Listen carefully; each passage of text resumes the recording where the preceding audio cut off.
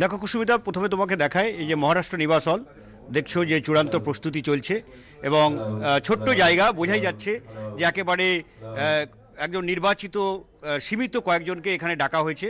134 জন নবনির্বাচিত কাউন্সিলর তারা এখানে থাকবেন, পাশাপাশি দলের প্রথম সারির নেতারা তারা থাকছেন, কয়েকজন সাংসদ এবং মন্ত্রীও তারা থাকবেন। এবং এই বৈঠকেই মমতা বন্দ্যোপাধ্যায় তিনি পরবর্তী মেয়র কি হবে তার নাম চূড়ান্তভাবে তিনি ঘোষণা করবেন। এখন অবধি যা খবর তাতে ফিরহাদ হাকিম তিনি এগিয়ে রয়েছেন মেয়র পদে এবং দুভাবে এই প্রক্রিয়া সম্পন্ন হতে পারে। প্রথমত দলের পক্ষ থেকে মমতা বন্দ্যোপাধ্যায়কেই চূড়ান্ত সিদ্ধান্ত গ্রহণের ভার দেওয়া হতে পারে, তিনি যা মনে করবেন তাকেই তিনি মেয়র করবেন। আর দ্বিতীয় বিষয় হতে পারে কোনো একটি নামকে মমতা বন্দ্যোপাধ্যায় সামনে আনতে পারেন এবং তারপর উপস্থিত যারা রয়েছেন দলের তাদের কাছ থেকে তিনি হাত তুলে কারা সমর্থন করছেন কারা করছেন না সেটাও তিনি করতে পারেন। ফলে এই দুই প্রক্রিয়াতেই মধ্যে যে কোনো একটি প্রক্রিয়া বেছে নেওয়া হবে কে মেয়র হবেন সেই ব্যাপারটা চূড়ান্ত করতে।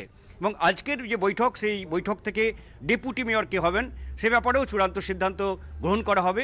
পাশাপাশি কলকাতা পুরসভার চেয়ারম্যান কে হবেন সে ব্যাপারেও আজকে চূড়ান্ত সিদ্ধান্ত গ্রহণ করা হবে। এই একই সঙ্গে প্রোটেম চেয়ারম্যান তার নামও আজকে ঘোষণা করা হবে, কারণ প্রোটেম চেয়ারম্যান তিনি চেয়ারম্যানকে শপথ বাক্য পাঠ করাবেন, তারপর চেয়ারম্যান নবনির্বাচিত যে কাউন্সিলর তাদের শপথ বাক্য পাঠ করাবেন। ফলে আজকে এখন অবধি যেটা খবর যে আজকে এই 4টি পদের ব্যাপারে চূড়ান্ত সিদ্ধান্ত ঘোষণা করা হতে পারে এবং সেরকম মনে করলে কয়েকটি ক্ষেত্রে মেয়র পরিষদের নামও সামনে আসতে পারে, তবে সেটা নাও হতে পারে।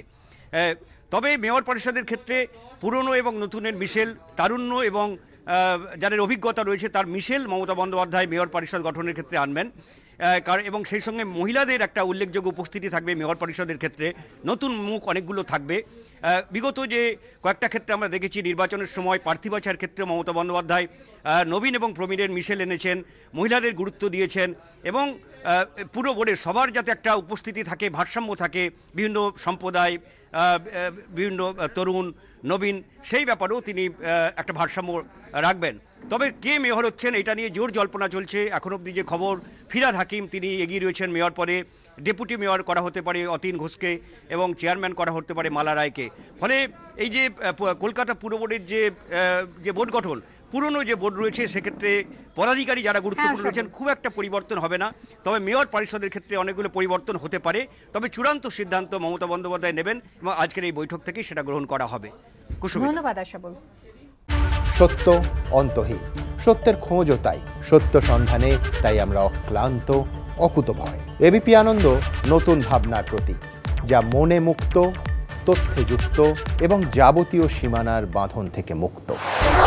সীমা না শব্দটির মধ্যে লুকিয়ে আছে মানা শব্দটি, যেন চোখ রাঙানি এক অদৃশ্য বেড়াজাল যা আটকে রাখে আমাদের এক ছোট্ট গণ্ডির মধ্যে। একমাত্র সঠিক খবরই গড়ে তুলবে এক মুক্ত সমাজ। সেই জগৎ গড়ার লক্ষ্যে কোনো সীমানার ঠুকুটি আমরা মানব না। এবিপি আনন্দ এগিয়ে থাকে, এগিয়ে রাখে।